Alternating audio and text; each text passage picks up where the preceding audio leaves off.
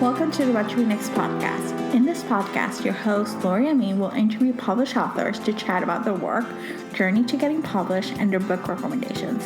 If you share a passion for books and always looking for your next read, then join us. Hi, Julie. Welcome to What to Read Next podcast. Hi, Laura. Thanks for having me. So happy to have you here. Just tell us a little bit about yourself. So I'm a college counselor by day, and I guess author by night, or whenever I have time to write. Yeah. I'm also a mom of two daughters, and yeah. So I guess just one fun thing, or in the spirit of the fall season, I could say like my favorite holiday is Thanksgiving because I love pies and I love eating and just the tradition of like cooking together with my family. And so it's a little bit warm here in Southern California. So I'm hoping for the cool weather soon and sweater weather. But yeah, I was born and raised here in Southern California. And a big part of my childhood was working in my family's donut shop. And that's actually what inspired the setting for the Donut Trap. So let's chat about the donut trap. So tell us about the elevator pitch and then, talk to us a little bit further about that source of inspiration. How did you take real life and fictionalize it? Yeah, so, the Donut Trap follows 22-year-old Jasmine Tran, who is in a rut after living back at home for a year after college. She doesn't have a job, she's single, and both of those things are things that her parents have opinions about. So she's kind of like ready to move on. She's just not sure what that is yet.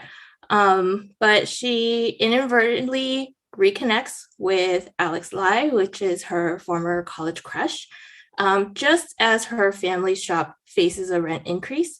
And so they need her more than ever. And so the story really follows Jasmine as she tries to navigate like her own interests as well as her family's interests while she creates a path for herself. And so it's a story about finding love in a lot of ways. So romantic, platonic, familial, and all the kind of joys and humor and sometimes frustrations that come with that.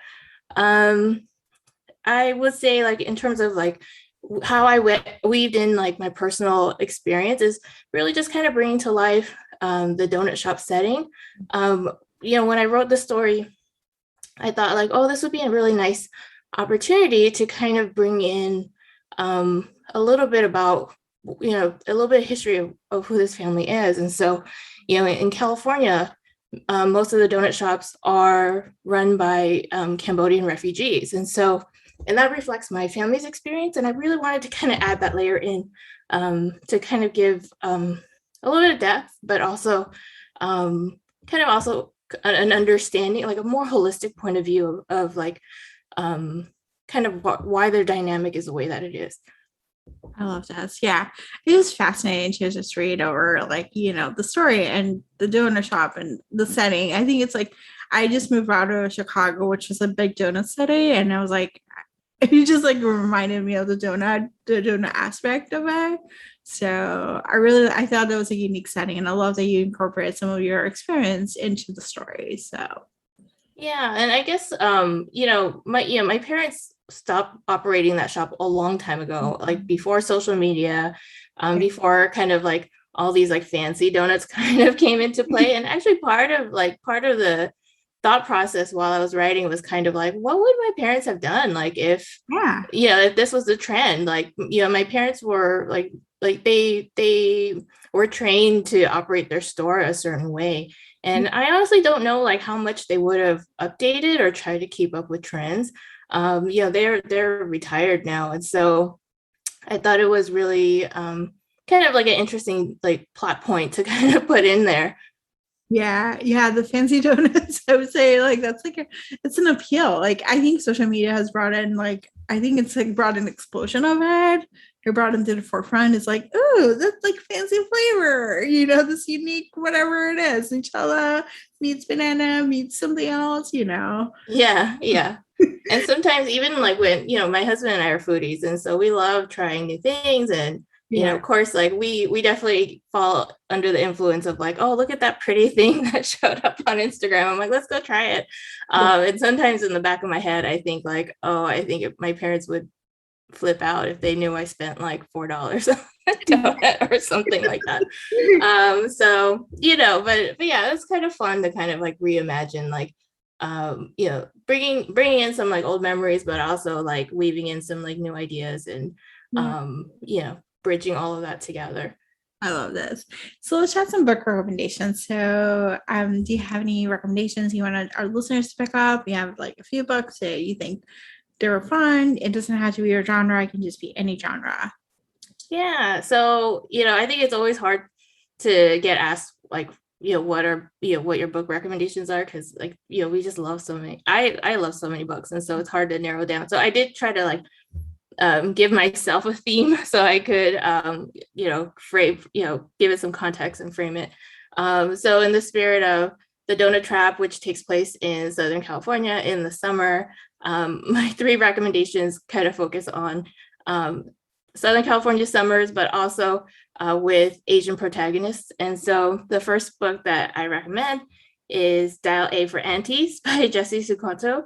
I, you know, it's such a big hit. First of all, I don't think it needs a lot more introduction, but for somebody who hasn't read it or hasn't heard of it yet, you know, I just love the dark humor.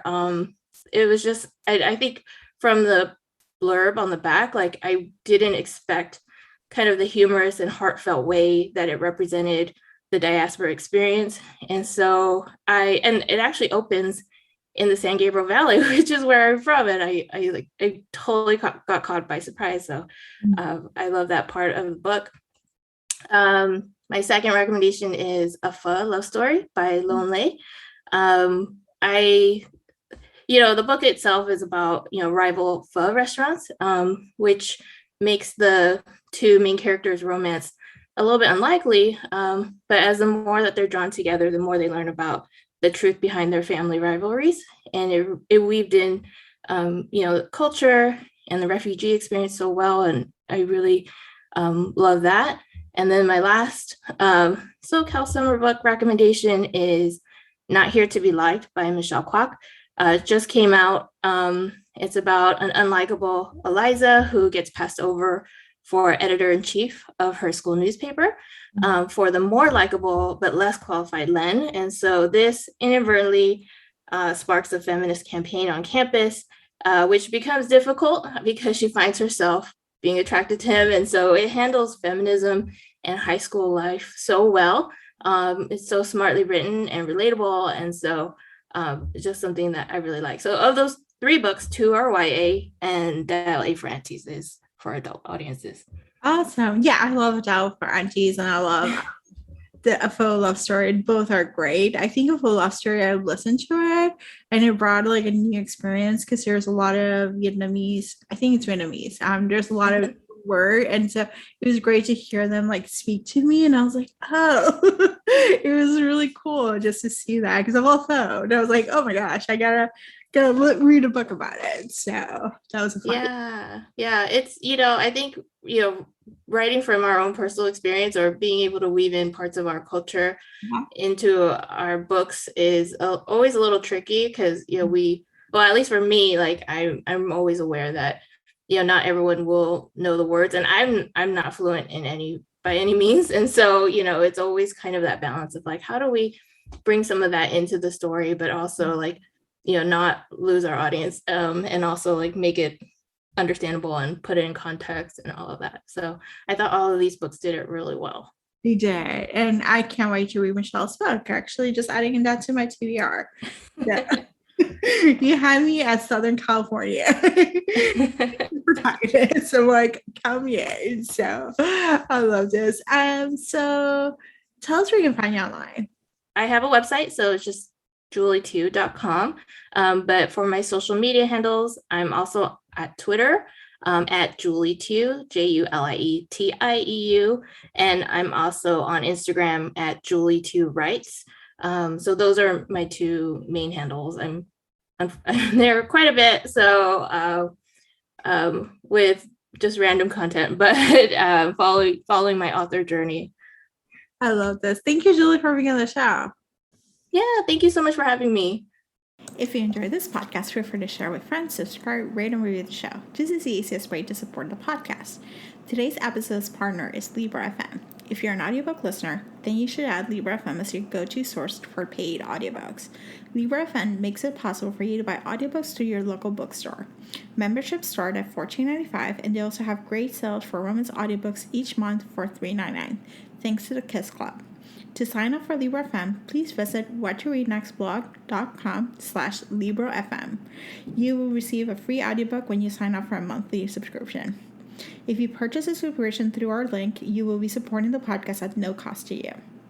The What to Read Next podcast is part of the Frolic Podcast Network.